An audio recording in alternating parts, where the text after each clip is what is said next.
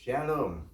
Selamat pagi Bapak Ibu Saudara sidang jemaat yang kami kasihi. Walaupun kita tidak bisa beribadah hari ini, tapi mari sebentar kita akan mendengar renungan firman.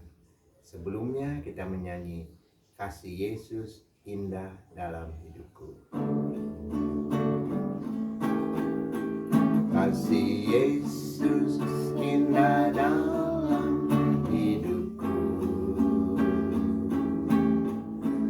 menghiasi hati dan jiwaku. Ku tak dapat hidup tanpa kasih-Mu, Tuhan. Pegang tanganku sepanjang jalanku. Kasih Yesus indah dalam hidupku, menghiasi hati dan jiwaku. Ku tak dapat hidup tanpa kasih-Mu, Tuhan. Pegang tanganku sepanjang jalanku. Kasih Yesus mengalir. Kasih Yesus mengalir dalamku, seperti sungai yang tak pernah kering. Kasih Yesus membeban hatiku. Dalam kasih-Mu ku merasa teduh. Dalam kasih-Mu, dalam kasih-Mu ku merasa teduh. Dalam kasih-Mu, dalam kasih-Mu ku merasa teduh.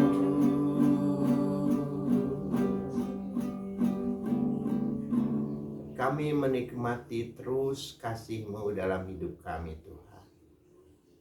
Kasih Yesus indah senantiasa di dalam hati kami, Tuhan. Sebentar firman-Mu akan ditabur, biar siapapun yang mendengarkan firman-Mu mendapat kekuatan baru. Terima kasih, Tuhan.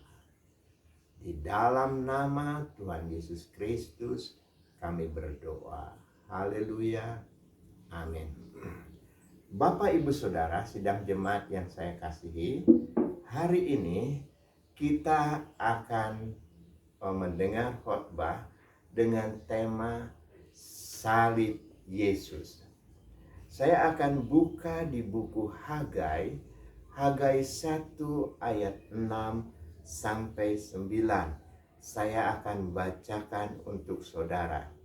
Kamu menabur banyak, tetapi membawa pulang hasil sedikit. Kamu makan, tetapi tidak sampai kenyang. Kamu minum, tetapi tidak sampai puas.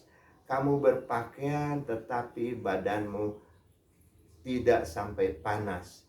Dan orang yang bekerja dengan upah, ia bekerja untuk upah, ditaruhnya dalam pundi-pundi yang berlobang. Beginilah firman Tuhan semesta alam. Perhatikan keadaanmu. Saudara-saudara, ayat 8. Jadi naiklah ke gunung, bawalah kayu, bangunlah rumah itu, maka aku akan berkenan kepadanya dan akan menyatakan kemuliaanku di situ. Firman Tuhan. Kamu mengharap banyak, tetapi hasilnya sedikit. Dan kamu membawa ke rumah, aku menghembuskannya. Oleh karena itu, demikianlah firman Tuhan semesta alam. Oleh karena rumahku yang tetap menjadi reruntuhan, sedang rumah kamu masing-masing sibuk dengan urusan rumahnya sendiri.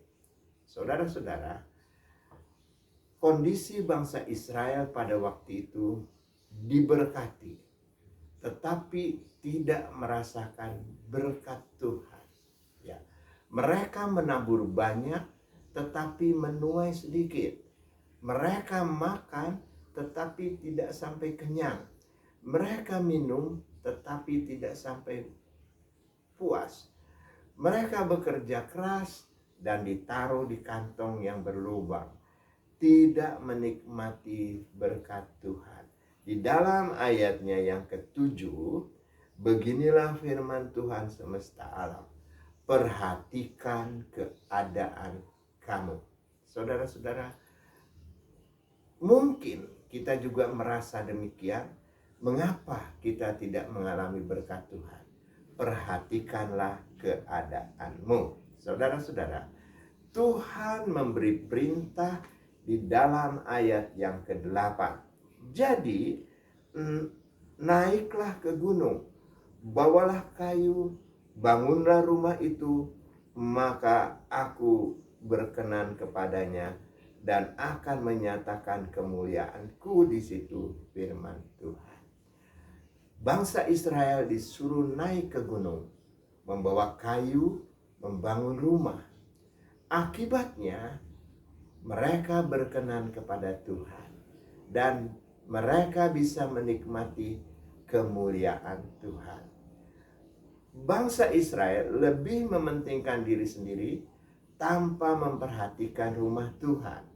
Mereka tidak mendapat berkat. Saudara-saudara, apa yang kita bisa petik dari pelajaran ini? Jangan kita terlalu sibuk dengan kehidupan duniawi kita tanpa memperhatikan kehidupan rohani. Ya, puji Tuhan. Orang kaya dalam Alkitab dikatakan bodoh. Hidupnya terlalu mementingkan diri sendiri. Akhirnya orang kaya itu mati tidak membawa harta. Mari kita lihat perintah Tuhan kepada bangsa Israel. Naiklah ke gunung. Perjalanan kita, perjalanan rohani kita harus naik, bukan turun. Berjalan ke puncak, naik, bukan turun. Pandanglah ke atas. Yesus akan menolong kepada kita. Jangan pandang ke bawah, pandanglah ke atas. Saudara-saudara, perjalanan rohani kita harus naik, naik, naik. Ini yang pertama. Perintah yang kedua dikatakannya, bawalah kayu. Artinya, bawalah salib Kristus. Puji Tuhan. Matius 10 ayat 38 kita akan baca. Matius 10 ayat 38 berbunyi demikian. Barang siapa tidak memikul salibnya dan tidak mengikut aku, ia tidak layak bagiku. Puji Tuhan. Barang siapa tidak memikul salibnya dan mengikut aku, ia tidak layak bagiku.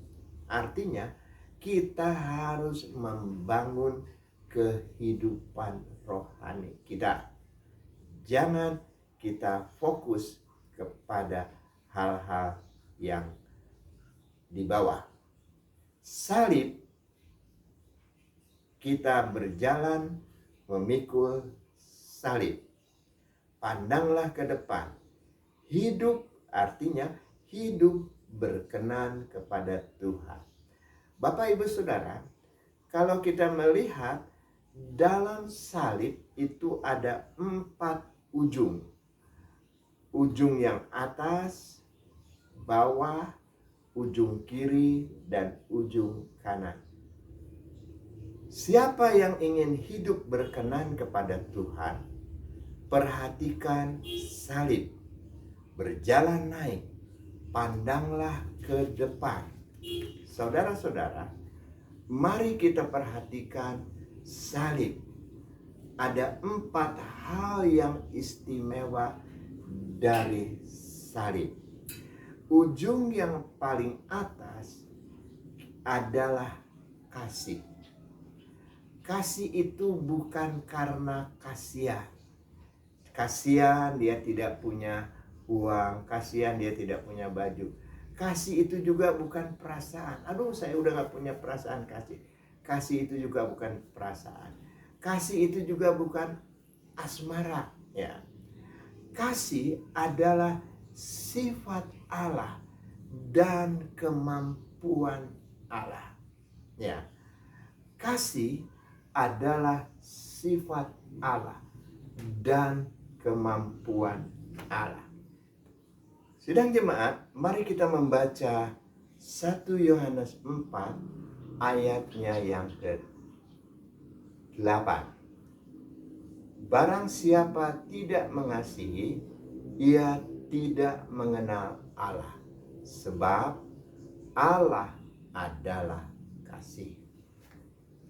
Kasih itu adalah Allah sendiri. Allah memiliki kasih, Kita memiliki kasih, kita juga memiliki kasih Allah. Apa definisi kasih? Kasih adalah belajar melepaskan kasih Allah yang ada pada diri kita kepada orang lain melalui keputusan. Dalam Roma 5 ayat 5, kasih itu sudah dicurahkan Allah ke dalam hati kita oleh Roh Kudus. Karena itu, kasih yang ada dalam kita harus kita berikan kepada orang lain. Tidak melihat latar belakang apapun juga. Nyatakanlah kasih kepada semua orang. Karena Allah adalah kasih. Puji Tuhan, saya dan saudara mengasihi Allah. Allah adalah kasih. Dan Allah mau kita juga memiliki kasih dan membagikan kepada orang lain. Jadi ujung yang pertama atas kasih. Sekarang kita lihat ujung yang kedua, ya, sebelah kanan salib. Korban, ya. Sifat Allah adalah korban. Kita lihat dalam salib, karena begitu besar kasih Allah, Allah memberikan Yesus anaknya kepada saya dan saudara. Supaya barang siapa yang percaya kepada Yesus tidak akan binasa. Yesus mengasihi saya dan saudara. Yesus mengorbankan nyawanya untuk kita orang yang percaya kepadanya. Saudara-saudara, karena itu firman Tuhan hari ini, saudara dan saya harus juga berkorban. Korban itu bukan hanya pemberian, tetapi pemberian dengan pamrih. Korban itu pemberian tanpa pamrih, tanpa harus ada imbalan. Mari kita berkorban, jangan lihat siapa yang kita tolong, tetapi korbankanlah apa yang saudara bisa lakukan. Karena sifat Allah adalah berkorban. Puji Tuhan. Ujung salib di sebelah kiri adalah kesatuan. Di dalam Yohanes 17 ayat 20 sampai 22, saya bacakan untuk saudara. Dan bukan untuk mereka saja aku berdoa, tetapi juga untuk orang-orang yang percaya kepadaku oleh pemberitaan mereka, supaya mereka semua menjadi satu, sama seperti aku dan Bapa di dalam aku dan aku di dalam engkau, agar engkau juga di dalam kita, supaya dunia percaya bahwa engkau telah mengutus aku.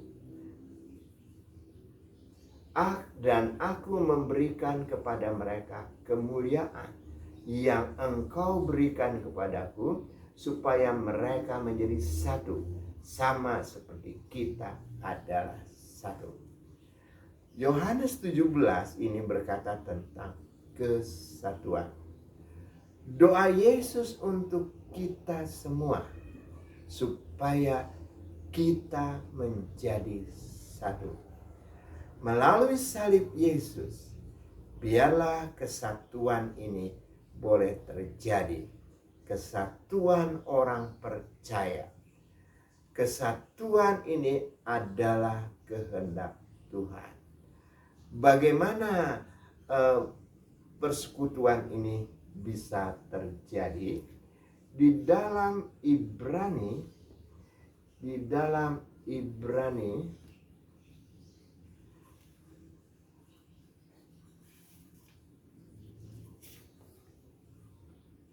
dalam Ibrani 10 ayat 24 sampai 26 berbunyi demikian. Dan marilah kita saling memperhatikan, supaya kita saling mendorong dalam kasih dan dalam pekerjaan baik. Jangan kita menjauhkan diri dari pertemuan-pertemuan ibadah kita, seperti yang dibiasakan oleh beberapa orang. Tetapi marilah kita saling menasehati dan semakin giat menjelang hari Tuhan. Nah, bagaimana persekutuan ini bisa terjadi? Harus ada saling memperhatikan. Ada teman yang sakit, ada teman yang kesusahan. Kita bisa perhatikan, kita bisa bantu. Mari kita saling perhatian. Saudara-saudara, yang kedua, saling mendorong dalam kasih. Kasih ini adalah penting. Doronglah saudara-saudara seiman kita dalam kasih. Dan saling menasehati. Nasihat ini adalah untuk kita menasehati mereka yang lemah, mereka yang sudah jauh dari Tuhan. Dan pekerjaan ini harus semakin giat menjelang hari Tuhan. Kita sudah belajar bagaimana kitab Tesalonika, bagaimana kedatangan Tuhan ya sudah semakin mendekat. Kita harus semakin giat menjelang hari Tuhan. Dan jangan menjauhkan diri dari pertemuan-pertemuan ibadah.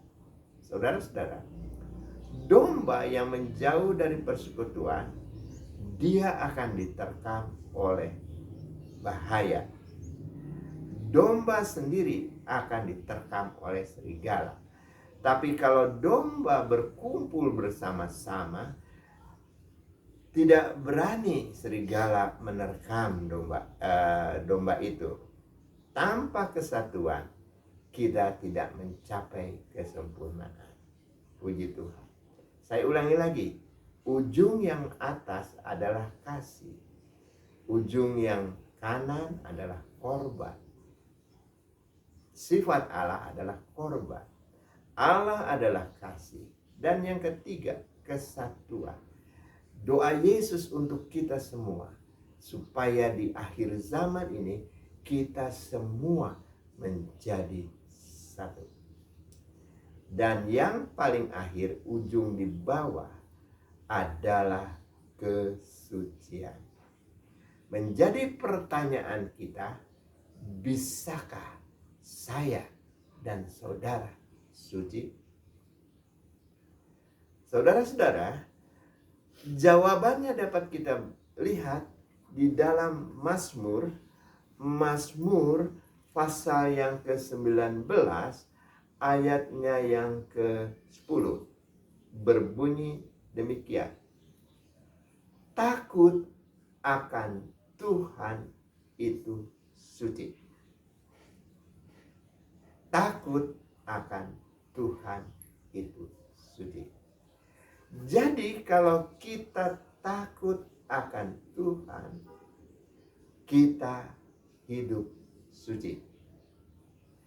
Apa definisi takut akan Tuhan? Definisi takut akan Tuhan adalah kesadaran yang terus-menerus bahwa kita berada di hadirat Allah yang kudus, yang adil dan berkuasa. Kalau saudara sadar bahwa kita ada di hadirat Allah, kita tidak akan melakukan dosa. Kalau saudara sadar kita ada di hadirat Allah, saudara tidak akan melakukan tipu, bohong, dan hal-hal yang tidak berkenan. Karena itu, setiap pikiran, perkataan, motivasi kita, perbuatan kita akan dihakimi oleh Tuhan. Ya, puji Tuhan. Biarlah saudara dan saya takut akan Tuhan. Puji Tuhan. Puji Tuhan. Inilah salib Kristus. Hari Jumat nanti kita akan merayakan kematian Tuhan. Dan hari Minggu kita akan merayakan kebangkitan Tuhan. Saudara, karena itu marilah kita terus maju memandang salib Tuhan. Kita akhiri dengan sebuah lagu, salibnya, salibnya selamat mulia. Salibnya, salibnya selamat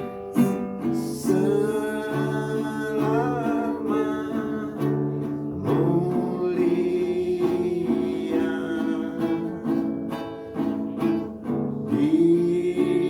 Jiwaku disucikan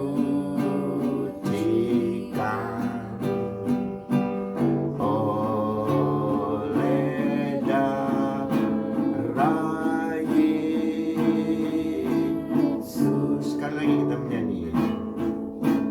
Salibnya, salibnya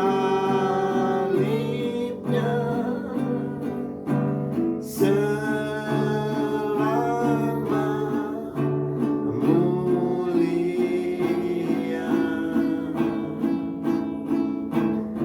Jiwaku disucikan oleh darah Yesus.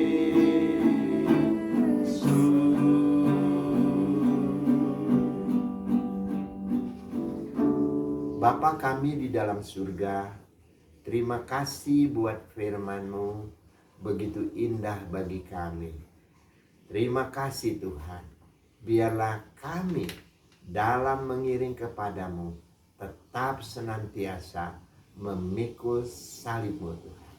Terima kasih Tuhan, kami belajar hari ini bagaimana kasih-Mu dinyatakan kepada kami, dan kami harus nyatakan kepada orang lain.